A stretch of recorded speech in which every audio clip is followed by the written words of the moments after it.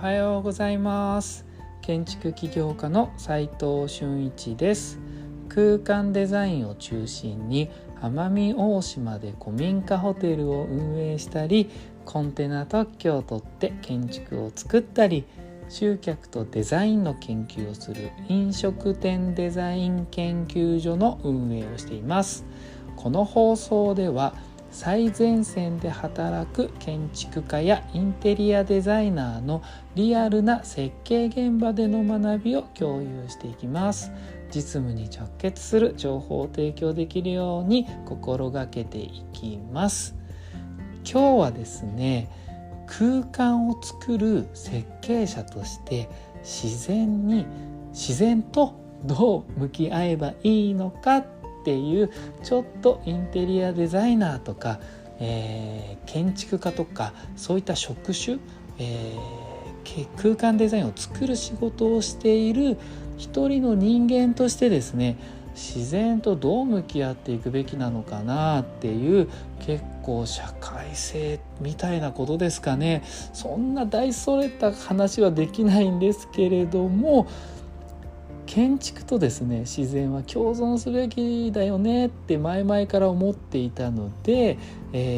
先日体験したことをもとにお話できたらと思っています。先日ですね、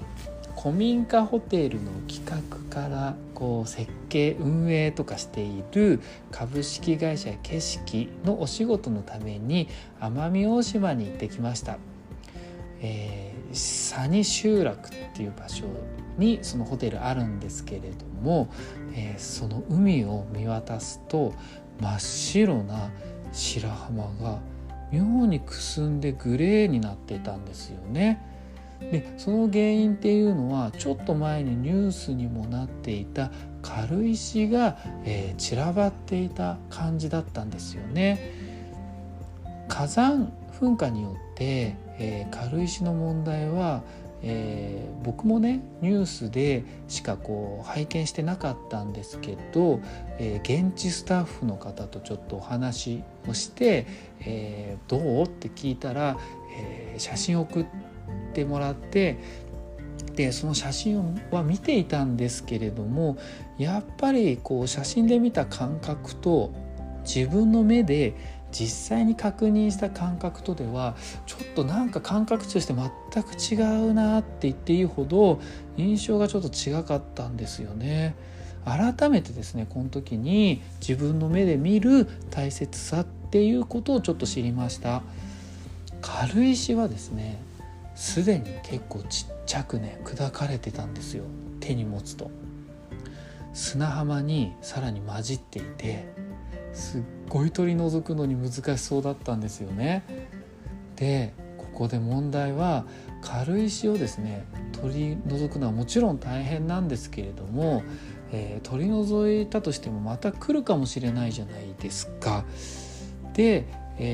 さらにね、これ景観が悪くなるって言ってもですね、地元の住民の方々とお話をしているとですね、そこまで困ってるわけじゃないんですよね。確かに景観が崩れて軽石が白浜と混じってるから生活に支障があんま出てないですし、この軽石自体もですね、また自然なんですからねっていう意見もあるんですよね。そもそもニュースで見た時は漁港に結構大きな軽石が浮いていて、漁船がもう沖に出れないよっていう問題があったんで、これはもうすでに解決していて、細かくなって砂に混じっている状態で、細かくなればなるほどどうやら海中の中に、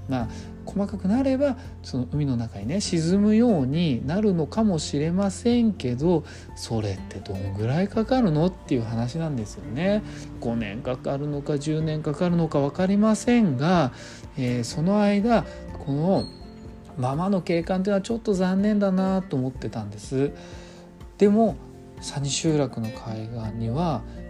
実はですね、軽石だけじゃなくて結構ゴミも多く残ってたんですよね。確かゴミって小学学生が学校で海岸のゴミ拾いをしていたと思ったんですけれども、もしかしたら子供が減ったのか軽石のせいなのか分かりませんが、ゴミがとりあえず多く残っていたという現実があります。初めて来る観光客はもともと美しい景色を知らないので、それを見て気にならないのかもしれませんが、って感じです。僕としては本当に何とかしたいなと思うって、それはね、自分の子供も前一緒に行っていて、また今度行くんですけれども、前の綺麗な海見せたいなって思ったし、これから来る他の子どもたちにも綺麗な海で、お魚がこう泳いでる感じを見せたかったなっていうのが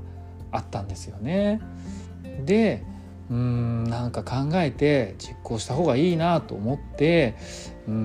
今ちょっと考えてるんですけれども、その時はね、皆さんにもちょっとご協力お願いするかもしれませんが、早速ね、先日ですね、もうつい最近ですけど、いても立ってもいられずに今東京に戻ってきているので、自然系アーティストさんと保育士さんとデザイナーさんたちと、企画を立ち上げることに一応しました。僕はね、建築したりインテリアデザインという仕事をしているんですけれども、こういった砂浜も空間の一部だよなっていう認識なんですよね。建築と自然は常に対峙しながらも共存していかなければいけないよねって思ってます。だから今目の前の自然を放っておくことがちょっとできなかったんですよね。僕ができることってもう本当大したことないと思うんですけれども、それでも今の自分にできることをやってみようと思います。今日は空間を作る設計者として自然にどう立ち向かってどう向き合っていけばいいのかというテーマでお話ししました。実際答えもない考えながら今実行中のお話でしたので、全然答えは見えてませんが、なんか皆さんと一緒にねディスカッションしたり、なんか見出せていけたらいいなって思います。今日この企画がねちゃんと進み始めたらまたご報告します。実務で学べるインテリアデザインの学校隠れ家では、最前線で働く建築家やインテリアデザイナーのリアルな設計現場での学びを LINE グループで毎日共有しています。今日のお話で、疑問に思ったり、なんか参加したいなと思う方はちょっと覗いてみてください。それでは今日しかない大切な時間を全力で楽しみましょう。建築起業家の斉藤俊一でした。ではまた。